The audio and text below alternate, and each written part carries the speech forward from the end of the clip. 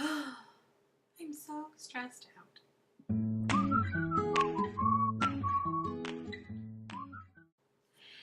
Hey, Nicole here with the Healthy Life Project, and I want to talk to you today about handling stress as somebody that has an autoimmune disease. So we're at the doctor's office and they're going through the list of questions, and then they get to, are you stressed? And it's like kind of laughable at this point, right? They don't really, they're asking, but everyone's got a high level of stress these days. And we used to wear that as a badge of honor, right? Like, I'm so stressed because I'm so busy, because I'm so important, and I've got all these amazing, cool things to do. Well, that little thing could have been a contributing factor to the reason why you have an autoimmune disease today. So we don't like stress. It needs to go. Hit the high road. Obviously, there's going to be stress in your life, but we need to learn how to manage it so that it doesn't knock you on your butt. The first thing that you need to do is learn what your triggers are.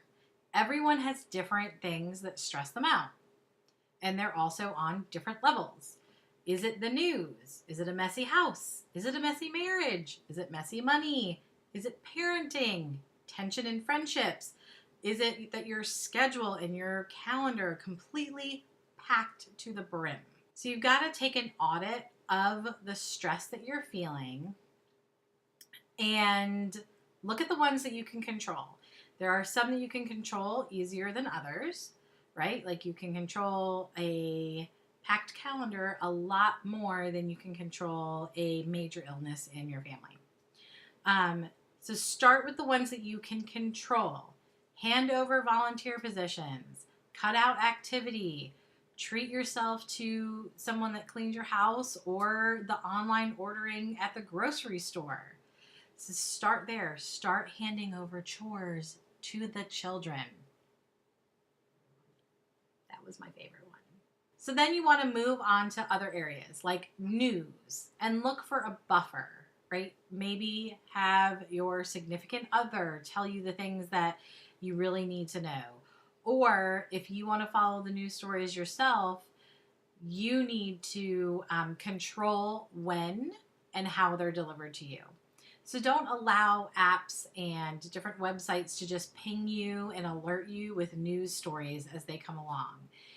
You go ahead and when you're in a good space, you look up the news, or you get into a good space before the evening news comes on, or however you digest that. Change it and pivot the way you're getting that news so that you're in control and that you're in a good space to receive that news when it happens. Also, pick your battles.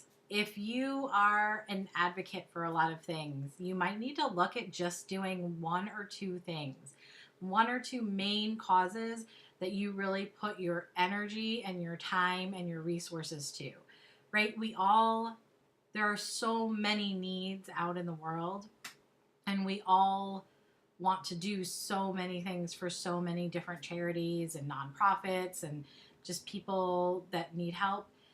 Try to pick one or two areas that you're going to help with and stay there, stay in that lane, and do those well. It seems like it's kind of counterintuitive because you want to give to a lot of things, but this way you're preserving yourself and you're helping greatly those one or two areas or those one or two nonprofits.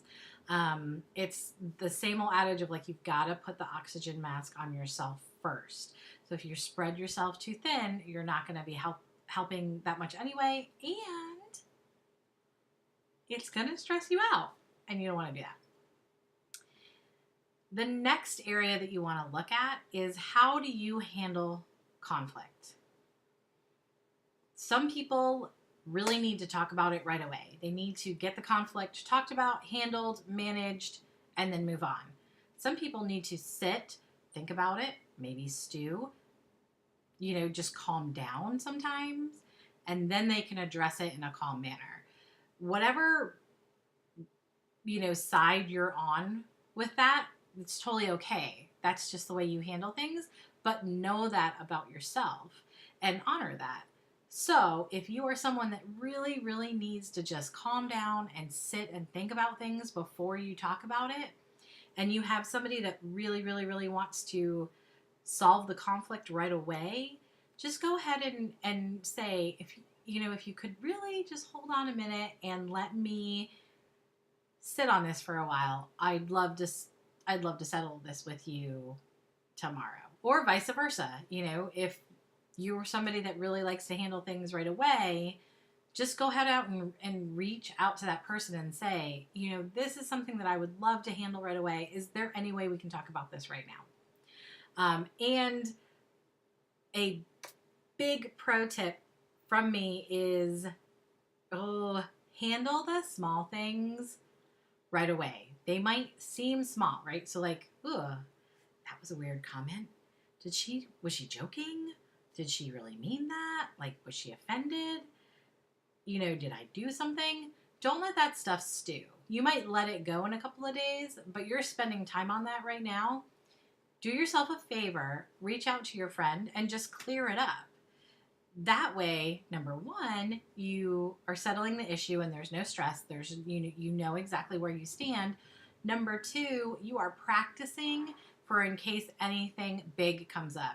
You and that other person are practicing that dialogue of like, hey, I've got an issue. Oh, let's talk about it. X, Y, and Z, and it's fixed. So you're actually making that friendship stronger and that bond stronger instead of worrying about making it less stable.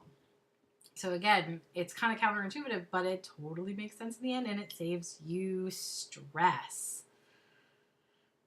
And then understand that sometimes there are things in relationships that are just too toxic, and you might need to step away from that. It might be a friend. It might be someone you volunteer with. It might be a parent that is at an activity a lot that you go to, like another, you're on a team or something, and that parent really stresses you out. It could be something as severe as your job. There's always another way. I know that when it gets to something as big as a job or parenting or marriage, it seems like, whoa, those are things that you're just kind of stuck in. But number one, a job you can replace. Number two, there's so many different ways to work on a marriage. And the parenting, there's so many different techniques. So reach out, find those resources, and work on those things instead of letting them be less than stellar, right? Nobody's perfect. Nothing is perfect. But don't let it be a huge source of your stress. So those are my tips today about handling stress and negativity when you have an autoimmune disease. I would love to hear if you have any tactics on how to deal with this. Please go ahead and post them below in the comment section. And also, don't forget to give us a thumbs up if you like this video and hit the subscribe button so that you get notified when new videos come out. Till next time.